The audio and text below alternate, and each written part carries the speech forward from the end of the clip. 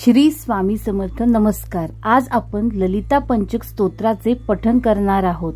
या स्तोत्राचे पठण केल्याने आपल्याला विद्या प्राप्ती, लक्ष्मी प्राप्ती आणि सुख समाधान समृद्धी मिळते आणि आपली प्रगती होऊन आपली कीर्ती वाढत जाते. या स्तोत्राचे हृदय विकारावरील उपाय म्हणूनही पठण केले जाते.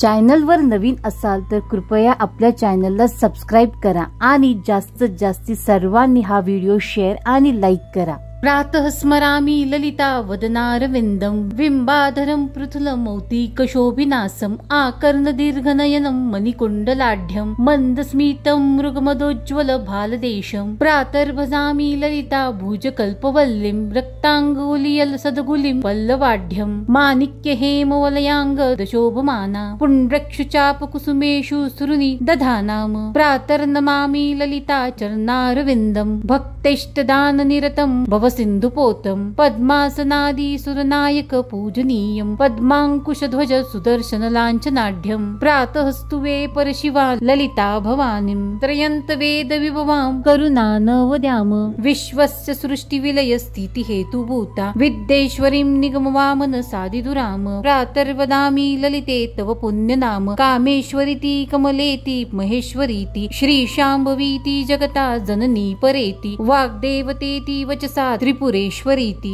यः श्लोक पंचकमिदं ललिता अंबिकायाः सौभाग्यदं सुललितं पठति प्रभाते तस्मै ददाति ललिता झटिति प्रसन्ना विद्यां श्रियं विमल सौख्यमनंत कीर्तनम.